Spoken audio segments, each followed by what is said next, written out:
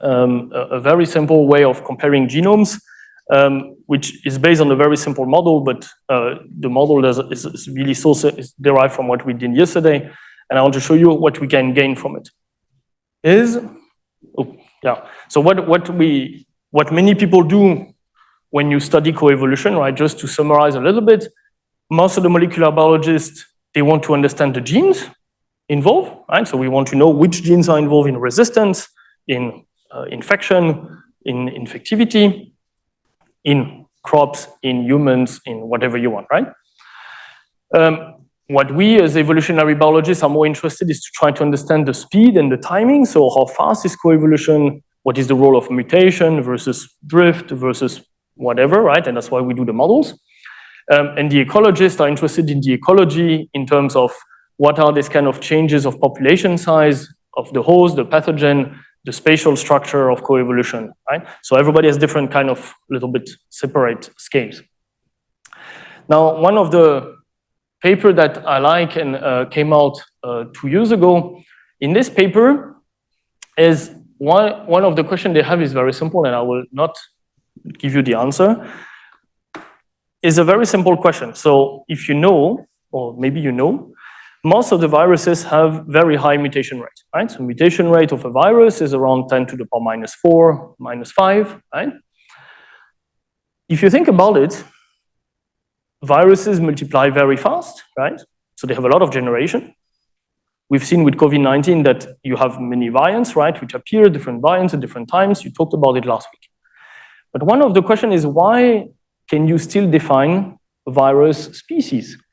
So if you have a mutation rate of 10 to the power minus 4, and now wait 100 years, you do a little quick calculation, actually all the virus could look the same, right? A COVID-19 virus could look exactly the same as a flu virus, could look exactly the same as whatever HIV virus, right? Because you just 10 to the power minus 4, every generation on a huge virus population is an enormous amount of mutation, right? So the whole virus genome could change all the time. So why this doesn't happen? Because obviously, you can still define a COVID-19 and a flu and an HIV virus, right? You look at the sequence, they look different. They are organized differently, they have different proteins. But with this mutation rate, if I wait 100 years, potentially I could get any virus, and this doesn't happen. And the COVID-19 has changed and had mutations and variants appearing, right? But it was still COVID-19. So what is the deep reason behind this? Why do you still can define viruses? And this is what is the key part of that paper that I recommend you to read if you're interested by this, is what is the connection between the short-term dynamics that we know there is a lot of virus in the body. When you get infected, you get a lot of virus developing in your body. You have a 10 to the power minus 4 mutation rate.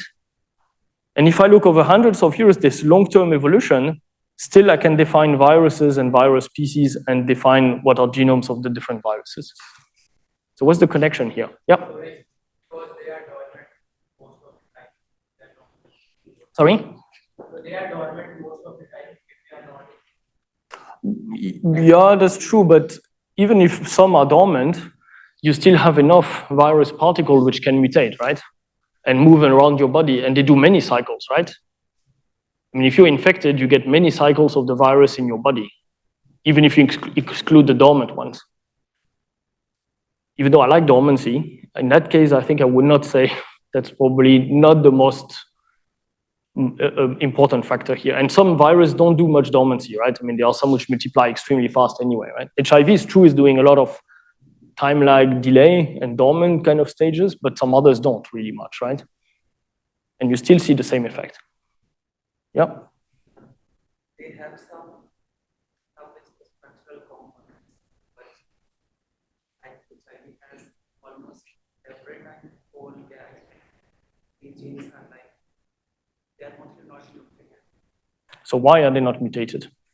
Because I think you see now we reach the circular argument about evolution. It's like things are conserved because they are conserved. Right? So why? We have to get out of this circular argument. Why is this? Sure, they have a function, but as we have talked about, you can duplicate genes, do a new function. I mean, it happens in many organisms all the time, right? So the virus could also change the protein and decide, okay, you know, I mutate it, and then it does something else, and then I can infect again, right? Is that essential for its survival? What is the survival of the virus? There is a cost. But why there is a cost? Again, you're circulating. Yes, there is a cost in mutating this, but why?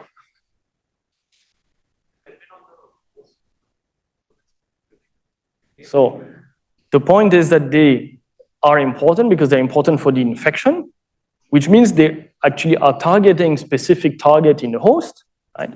And are this target in the host very polymorphic? No, that's exactly the point. The point is that they target genes in the host, which are usually not polymorphic in the population, or very little polymorphic. And why? Because if you think about human viruses, the human population generation time is 30 years, which means by the time you have selection enough in the human population to change one target gene, I mean, you have to wait thousands of years, right? So the virus during that time has done a lot of multiplication. And so the scale and the time scale of multiplication of the virus, actually, most of the mutation cannot happen because the host population is not mutating fast enough or changing fast enough for the virus to track the host. Does that make sense for everybody? Right? So if you, and we are talking here about, if you look at high organisms like plants or animals or humans, right? Literally, we don't change fast enough for the virus to track us. So actually the virus at any point in time, if you do a time scale reduction argument, is the virus are adapted to the host population almost instantly at their own time scale. And then you need the host population to change drastically so that maybe few targets will change, and then the pathogen will immediately adapt anyway to them. Right? Now, I think what is fascinating is you can see that this is not entirely true if you start looking at phage and bacteria, because now you start having time scale which are kind of very similar, right? The bacteria multiply fast, and the phage is really tracking phage and bacteria. They track each other. And I didn't put it there, actually, I didn't think about it, but you have fascinating experiments from Angus Buckling and other people in bacteria phage system where they show that over time you see bacteria and phage evolving different mutations and they track each other. Right? But this you don't see in the human population, right? That's why all the human viruses, you can still say the flu is a flu and the HIV and the COVID-19 are different because they target mutations in us which are just, we change too slowly for the virus. Okay, so that's one of the kind of paradox in the literature that I think was addressed finally in this paper by these guys in Oxford, is that they really show this to reconcile the short-term and long-term molecular evolution and why co-evolution matters, right? Because if the host is not co-evolving, well, the virus is matching it and that's it, right? And the virus can just improve a little bit its fitness, but at some point it doesn't need to change any longer because the host population is kind of too static for the evolution timescale. What is interesting is that in such system, that means you have some genes which are very important, right? And maybe you see where I'm going, is that of course we do models where we want to look for these genes which are very important. And so that means they are there, right? In humans and in the virus, right? And so that's one of the maybe interesting point is, can we find all these genes where in humans there might be diversity, but the virus already has matched us, right? And is already adapted to the diversity we have. Okay, and I put it in more theoretical terms. The idea is if you look at co-evolutionary dynamics, that's exactly the same type of dynamics we have done with the other model. Now you put stochasticity in there. As I mentioned, you lose from time to time some alleles in time. And when you lose some allele in time, it means actually this matrix that I talked about, this interaction matrix, is actually changing in time. So it's never a fixed matrix for any gene and for one or several genes. You always have a change of this matrix in time depending on mutation which are coming in and out due to different stochastic processes. Right? And I think the goal, I would say the holy grail now in the field is to try to track this, which genes are involved and how the matrix is changing in time. And when we understand that, we will be able to understand how the virus match our own population, right? Which genes are targeted over time? Is it the same ones? Are they different ones? Is it changing in time, right? So I think these are the fascinating questions that I think come up now. And with the genome data, we have the means now to start doing it. And that's what I want to show you is one attempt that we started to try to make a first step in this direction of how we do that. Okay, so I will now, I think, quickly go through some of the concept and how it works, but I introduced many things yesterday. I will ignore that. That's the part for the epistatic people. Right? So that's too complicated. You have potentially many genes involved in interactions which have very weak effect. Let's assume that we don't really understand that and the models is too complicated. So we will assume we have very simple genes which interact on one, and they have very simple matrix of 2 by 2 interactions, matching allele gene for gene as I defined yesterday. Okay? So it doesn't mean that this doesn't exist, right? But for now, in our model, we don't want to address that. We would have to tune it a little bit better. Okay, and so how do we do that? And that's work. Sana was a former student of Kavita, and Lucas and Hannah did, and it took a long time because the model and the theory was done very quick, but then it took us a year and a half to analyze data. So if you want to publish fast, don't analyze data. That's my take on this. If you want to publish in better journals, you need to analyze data, right? So that's how it works. Okay, so that's just a quick recap of how people do that usually, right? So if we want to know the genes, if you're a biologist, and I think June kind of showed already some of these things, not for coevolution, but in other ways, the way you can do it is you do experiments. So you take bacteria, phage, things which multiply fast, right? And then you just do some coevolution experiment. Right? So there's a lot of cool stuff out there. For example, Lutz Bex and other people do really interesting experiments. Of course, you need to do that on system where the host multiplies fast, right? And one of the issues is that if you want to do that on plants, humans, it's difficult, but plants, animals, and so on, the generation time is too long so that you get enough cycles of coevolution that you can look at. So one other way that you can do it is you bring everybody into the glass house and do infection. So you take many hosts, many pathogen strains, and then you do a full factorial design and you infect everybody by everybody. Okay, so each strain, each host is infected by each strain of pathogen separately. If you have 100 by 100, you have 10,000 comparisons to do plus replicates, right? Times replicates. So it's a lot of work. It's a lot of work. You can do it with plants. It has been done with Arabidopsis. I think they did 80 by 80 interaction. If you want to do it in humans, you see that again, you have a problem, right? Can I take 100 people and infect them by 100 different strains? I'm not sure if ethically people would like this, right? So obviously you can't do that, right? So the other way is what is called natural co-GWAS. So this is called experimental co-GWAS because you do a sequencing of all the host and all the pathogen, and then you do a correlation of the genotypes, so the GWAS of the host and the pathogen, accounting for the infection rate.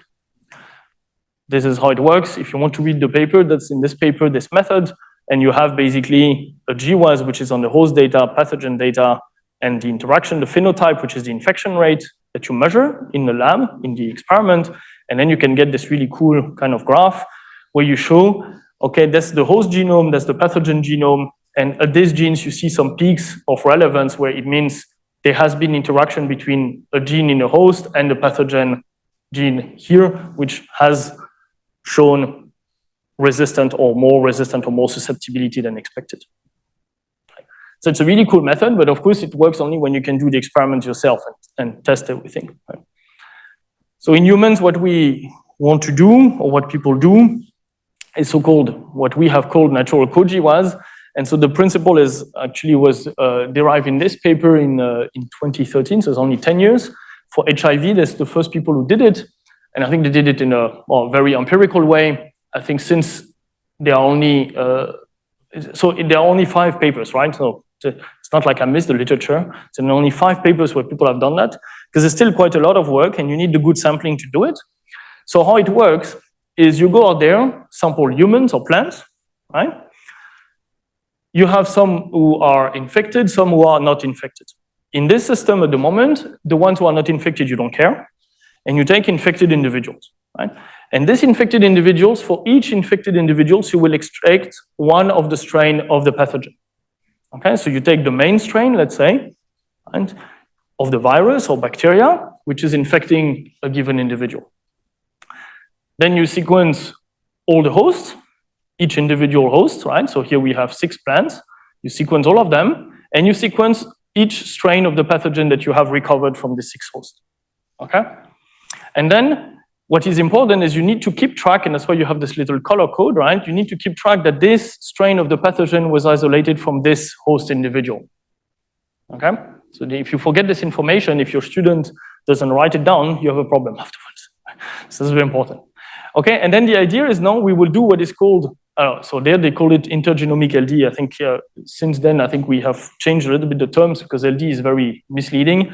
So we call it an association, co-association comparison, where what you do is you compare every SNP, so every position in a host genome where there is diversity, to every position in the parasite genome where there is diversity. Okay, so concretely speaking, I'll show you the numbers later. If you have 100,000 SNPs in the host, and you have 10,000 SNPs in the parasite, you do 100,000 times 10,000 comparisons, right? So you need a big computer, basically, right? But okay, I mean, nowadays it's doable, right? So, and the idea is that you look now for specific patterns where you see now that the value of knowing which host is infected by which strain, because what I'm looking is exactly this pattern of association where now I have here some hosts which have a G, a disposition in the genome, and they're all infected by a parasite, they all have a parasite which is infecting with an A at this position. Then you see now that we have 2 hosts with a C, they are infected by parasite with a T, and G and A again. So here there is a non-random association between pairs of SNPs between the host and the parasite. Okay? If it's random, you see this is how it looks like. There is absolutely no reason to have any correlation between the host and the parasite SNPs. Okay, does that make sense? So that's the principle of the method. Okay, so that's what these people did here. There's this Ansari et al. They use human genome. So the bottom, and you get this cool graph, which I always find is always fun. So here the bottom is the human genome. So 23 chromosomes. In 22, you remove the sexual chromosomes. And then we have here the HCV. So this is the hepatitis C virus genome. And then each of this line that you see here, so those ones, each of those lines is one association which is at least shows some significance level in the comparison. Okay, the one which are really in dark line, so the blue red, are the one which are even more significant, right, in the GWAS analysis. And of course, in this GWAS analysis, you have to define some statistical threshold. There is no way around it. And if you know a little bit of the GWAS, you know that this is a field which is getting a bit hula hoop. So what are you doing? You say, okay, we have, I don't know, 50 million comparisons or 100 millions. And what you do, usually you do a Bonferroni correction of your 5%, divide by 50 millions, and then say, well, you know, we look at the p-value and then we look which one are above that, right? Basically.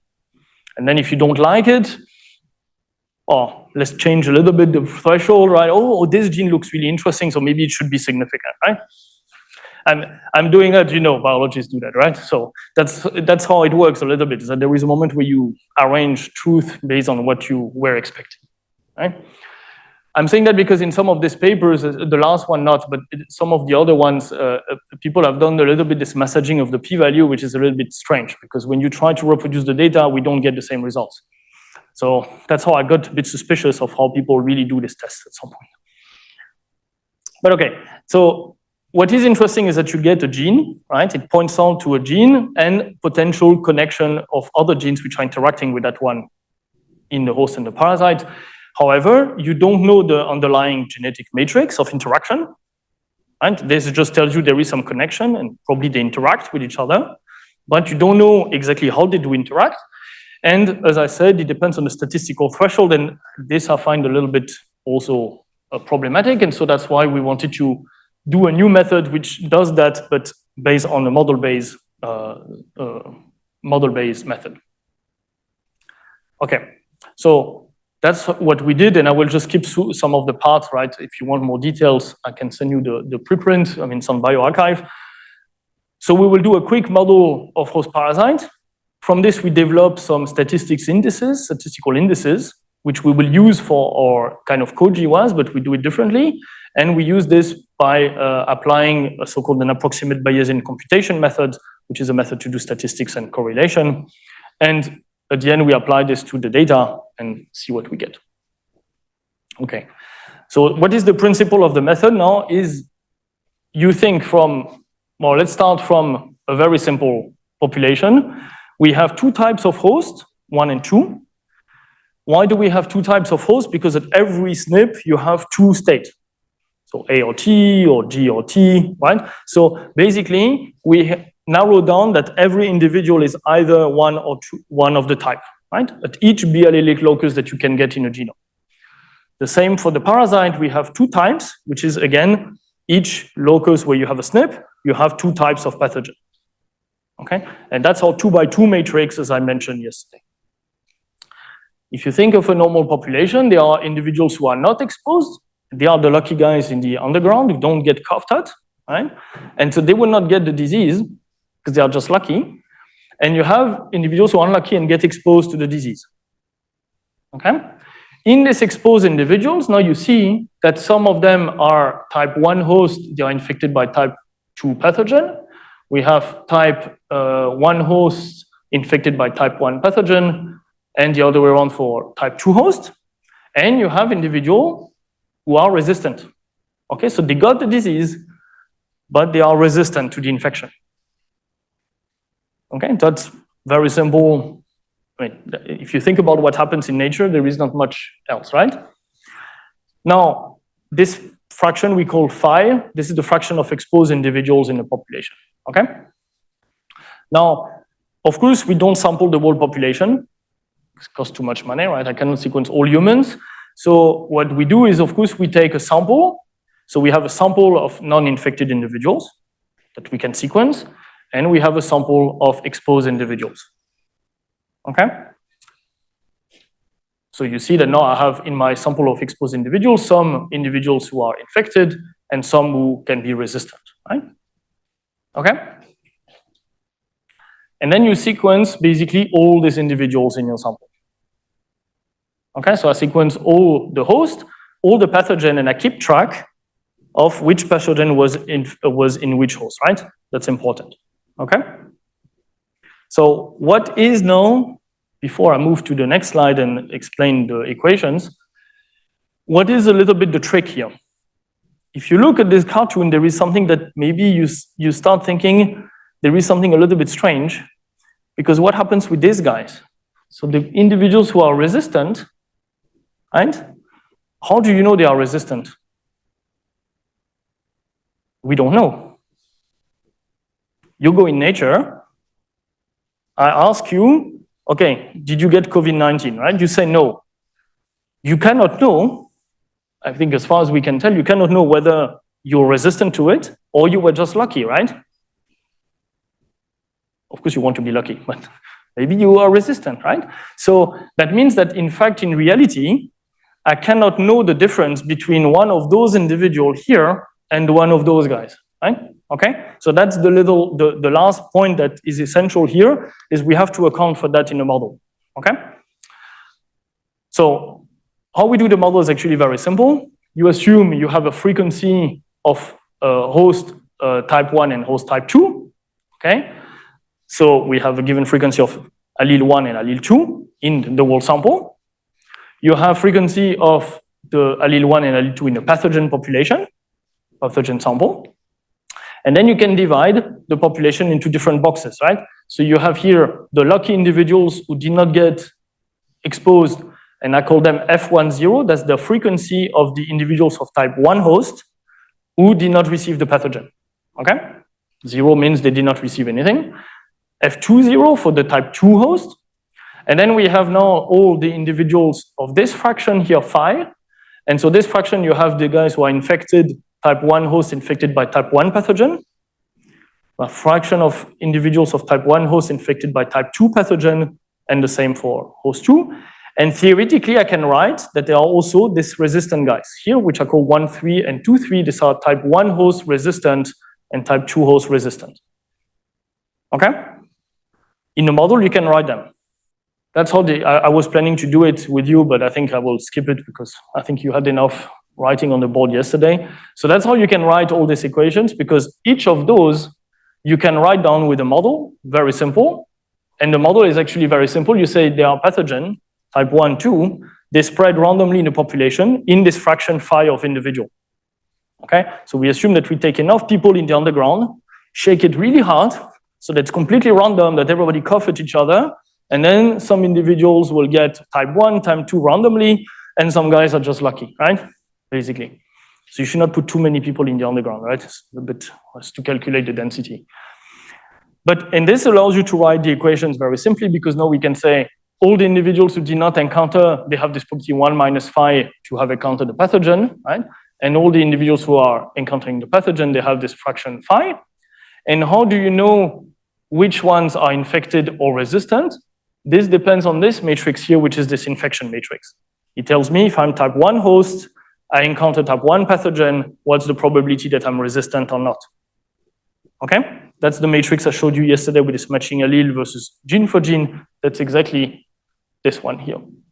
And it factors in here, and you can compute this, and you can compute that this is a function of H1 and H2, which are the frequency of the type 1 allele in host population, and P1, P2. P1 is or P2 is the frequency of the pathogen allele number 2 in the pathogen population. Okay? So that's just a very simple model which derives from what we did more or less yesterday, except that now we don't look in time. We just assume that's a one-time point. Okay? So snapshot, at one time you collect individuals, and that's what we can compute. Okay?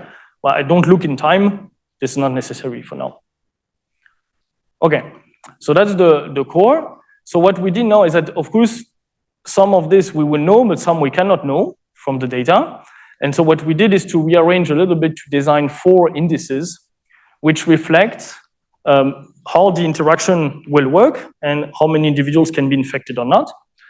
And so what we did is we defined what is called the cross-species association. And this one is actually, if you know LD, in PopGen, that's exactly related to LD. So you associate how many hosts of type 1 are infected by type 1 parasite times the frequency for the host 2 infected by type 2 minus the allele frequency of the other ones. And this is only for the infected host, right? In this case, we use only the infected samples. Now, in the other ones, we enter factor, which are this F1Z and F2Z. And this reflects exactly what I mentioned before, is that this F1Z and 2Z means I don't know if the individuals are resistant or they were just lucky not to get infected. I cannot know that. So I group those together into this F1Z and F2Z fraction. And so I go back to the cartoon. I put basically those guys with these ones and these ones with these ones here. Because I don't know from the data, or when I sample, I cannot know that. Yep.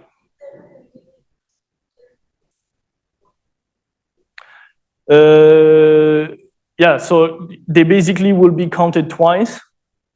No, you can't know. You can't know that. But they are either of genotype 1 or 2 of the host, right? Because each individual can be either 1 or 2.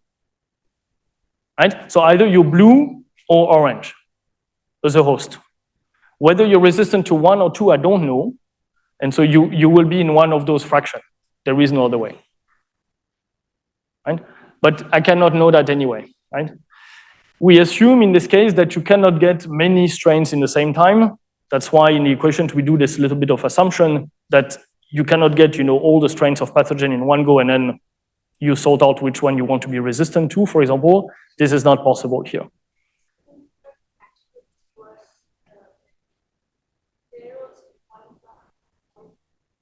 No, yeah, so that's one of the assumptions. I mean, we follow a little bit what other people have done so far. In all this method, you assume that you have only one strain of the pathogen per host individual. You can sequence more if you want, but at some point you have to output only one sequence. Right? So the method at the moment has not been made so that you could use several strains per host individual. I think it's possible to extend it and I think that's a valid point that for some disease we should do it. At the moment, I think we followed how people have done it also with this GWAS, where they also take only one strain. But for viruses, for example, you could get several strains in one individual, so one would have to think a little bit how to extend it. So for simplicity, we don't do it here. Okay, so we define these indices. Okay, so believe me, they are kind of useful.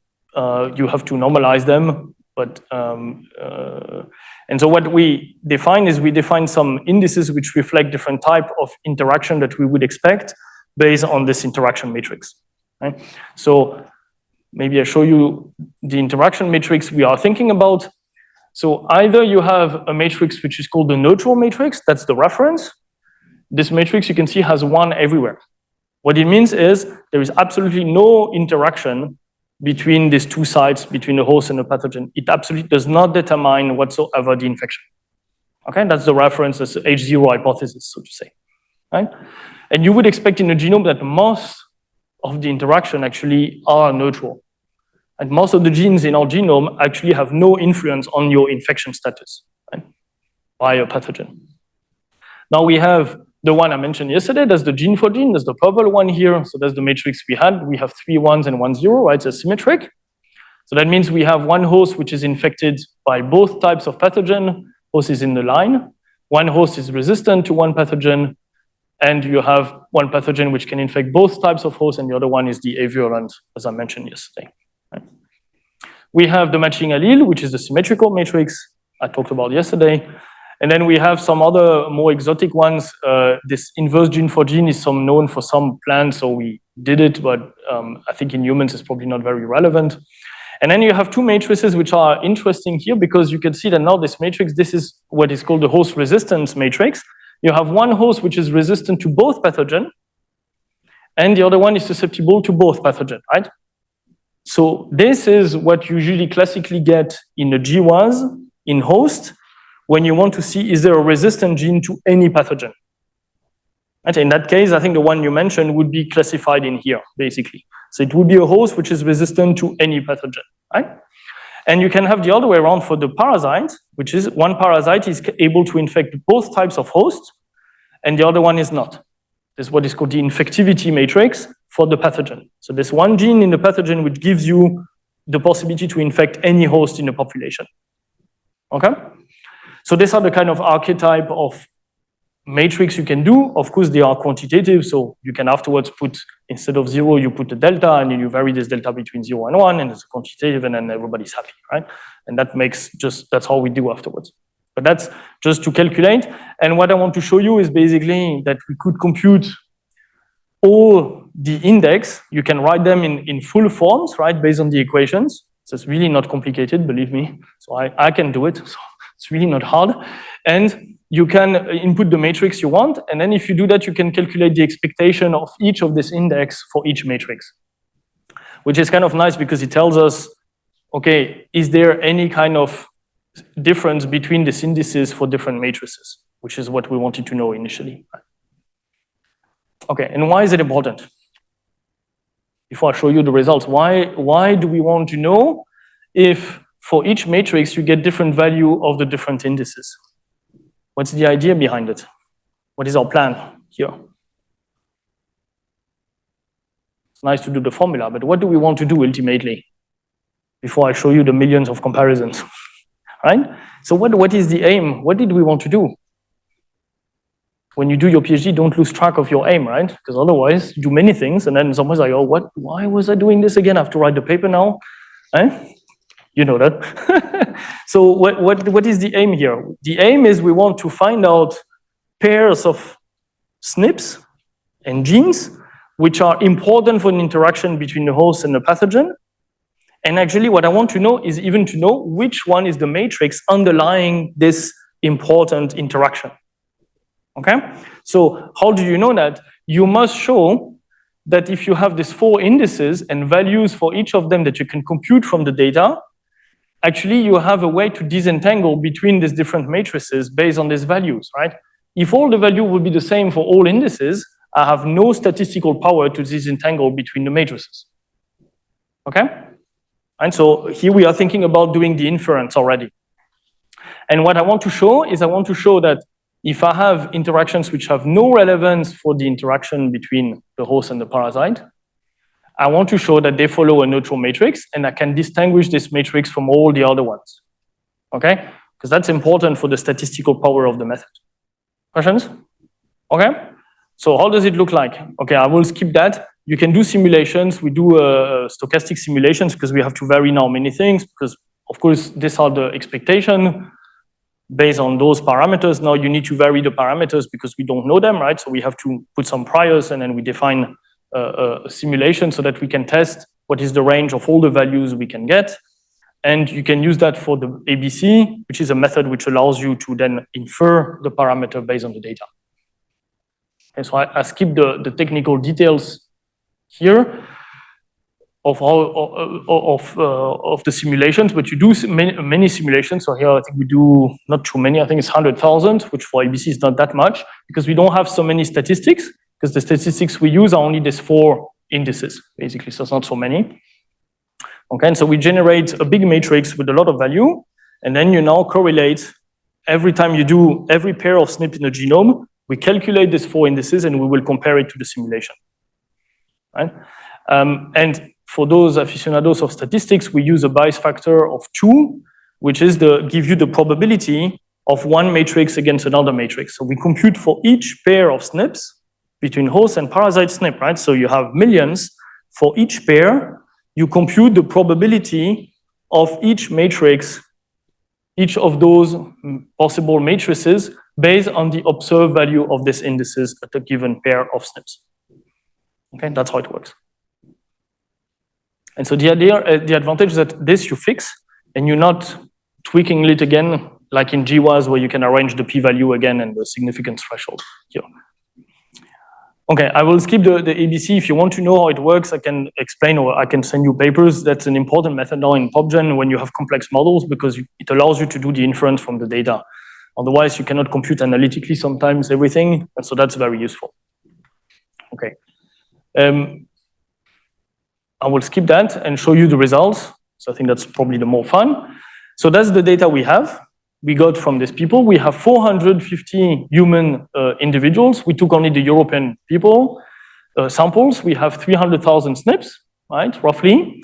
For each of these 451, we have one virus strain, which we use the amino acid sequence, which is 208 amino acids in this case.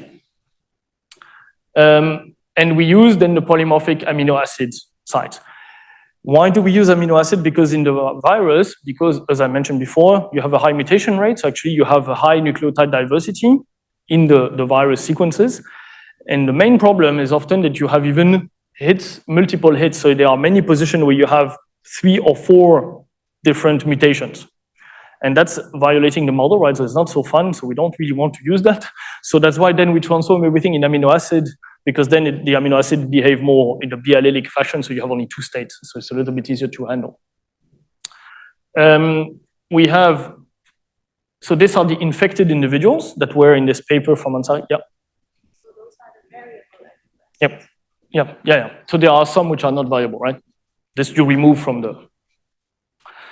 And these are the infected individuals that we got from this paper from Ansari et al. in Nature Genetics. And then we collected additional 500 genomes from Europe from this Human 1000 Genome Project, and those will be our non-infected individuals. Okay, that's a little bit the trick. We don't know if these individuals are really not infected or not. Nobody tested them. Right? They are from this project, which was done for completely different purposes, right? So they sample other individuals. I think the advantage we have in our in this case is that the prevalence of the disease is very low in Europe, 3 to 5%. Right? So that means that the probability that in there you have a few infected individuals is quite small. Right? We cannot exclude it.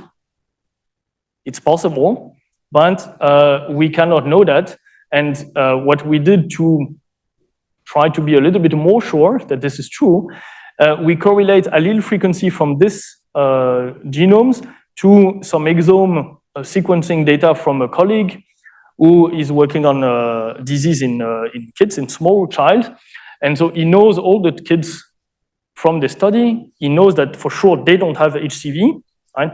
HCV is transmitted mainly by drug users nowadays. And so it's mainly by when you drug addict and you inject yourself drugs, then if you transmit, disease between individuals if you start exchanging syringe and so on.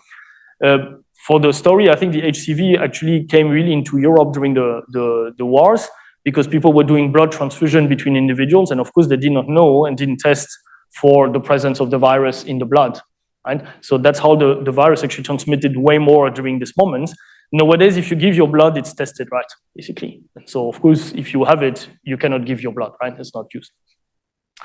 And so we could correlate the allele frequency for all the SNPs to this data where we know there is no infected individuals, and the correlation is extremely good. So it tells us that probably we don't miss too many SNPs, and it tells us also that probably this is not a too biased sample by number of infected.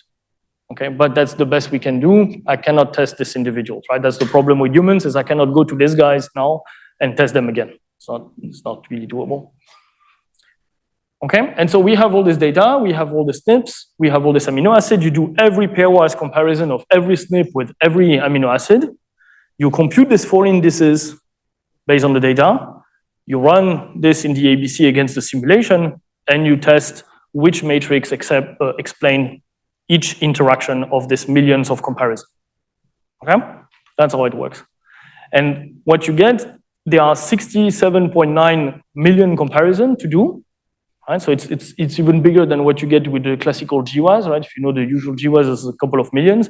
Now we have way more. And for each of those, you do this comparison. That we use 50,000 simulations even because we didn't need to use too much. We fixed the phi because we know that for the HCV in this case. If it's unknown, you would have to make a prior on it, right? If you don't know it. And then we look, and at the end we find only 535 associations, right? So from 68 million, there are only 535 pairwise comparisons which are significant and different from the neutral expectation. It seems that the HCV has only 535 connection to the human genome, which derive whether it can infect or not. Right? So I still find that this number is still ridiculously small, but it's still 500, right? And I show you maybe the best graph at the end is now we map exactly the HCV genome on top. In every position in the HCV genome, that's the human genome. And we can do exactly the same graph as in that paper with our here 535 lines. Right? These are the ones who are different from the neutral matrix based on our probability, posterior probability of the Bayesian analysis. And what you can see now, we put 3 colors, which are the infection matrix that we infer for each of those interactions. Right? So not only we know the interaction, but now we know even the matrix, which explains the data. Right? And as I divulged yesterday, what we find is we find only some gene-for-gene interaction, so that's the purple one, and you have one big one here, and one small one here. So what is the big one and the small one? Here you have chromosome 6 is where the MHC genes are, and so we talked a bit about them a couple of times. These MHC genes are very known to interact with pathogen. It's a huge complex of many genes, many gene copies. And so actually you see that there are many, why the line is thick, because you have many copies of many SNPs in this region which exactly have the same frequencies and fit exactly to that one mutation here in this gene. So here's only one mutation, right? In the virus, you have only one single mutation which gives a one amino acid change, and this is targeted and obviously recognized by many alleles in the MHC loci over several genes, which are in complete LD. Here we have an association where you have a bit less, there are a bit less SNPs involved, but there's still a couple which are also in LD. And what is interesting is that we find a gene here in the humans that nobody had seen before. So it was not known. We didn't know what it was. I'll tell you afterwards what it is. And then you can do the same now with other type of matrix. So you have here this green matrix is the host resistance matrix. And so this green means that here you have now one mutation in the host. So this one is one mutation in host, and this mutation is targeted by all these green mutations in the parasite genome. So they all target that one mutation in the host. Again, this gene was not known in the literature, but what is interesting is that if you look at what it is, it's a duplication. So there are two copies, and one of the copy is not the one we find the mutation in, is the next one. And this copy is known to be involved for HIV resistance. So the HIV, when it binds to the cell to invaginate, obviously it binds to one of this protein copy from one of this copy. And basically we suspect now that it could be that the mutation originally give resistance to HCV, preventing the HCV to invaginate and infect, right? And in fact, what has happened is that the virus, since 100 years in Europe, has completely evolved to completely match and overcome this. So what it means is that there are few individuals who are resistant to the virus, but most of the individuals are susceptible because the virus has evolved so many new mutations to completely target and overcome this resistant allele, right? So that shows you that the virus evolved much faster than humans, right? Basically here. And then you have the other way around. These are this yellow matrix. This yellow matrix means these are genes, these are alleles of the pathogen, which allow the pathogen to also to target and evade the resistance or target specifically some genes of the host. You can see that these are all the host targets. These are all the pathogen mutations, and those are basically giving infectivity to the pathogen. So again, here, these are new mutations that the pathogen has evolved very fast when adapting to the European human population, basically.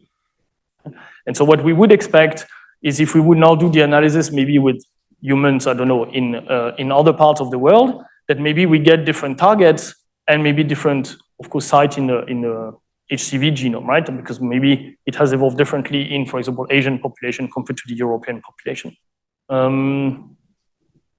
Yeah, so that's the summary of the results.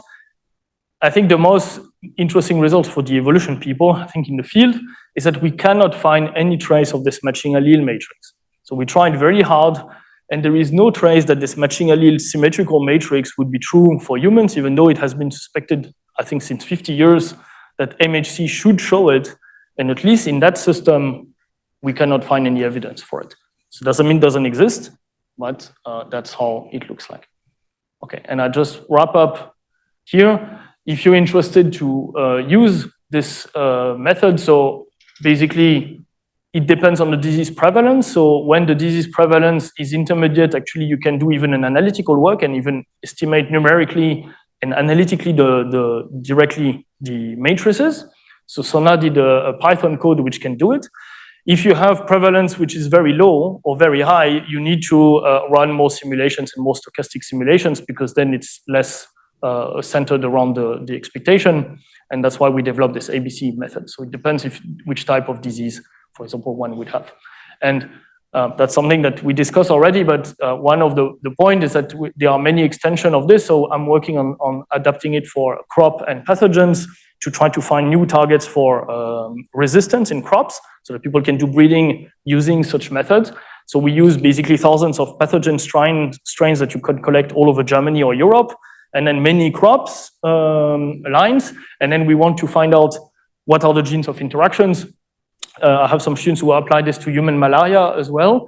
And of course, we have to improve a bit the method now if we want to apply to more data, because we need to include population structure. If you do GWAS, you know it's very important. And epistasis, because now we have only this one gene. And of course, we need to kind of include now more complex system. And I think then the matrix gets bigger and the stats more complicated. So we still have to think about how to do that. And I hope I convince you that at least it's kind of useful to dive a bit into the model to do something applied to real genome data. And you can go beyond now, I think, what simple things people have done so far. So thanks for your attention. And yeah, was happy to be here this week. And yeah, if you have questions, don't hesitate. Thank you.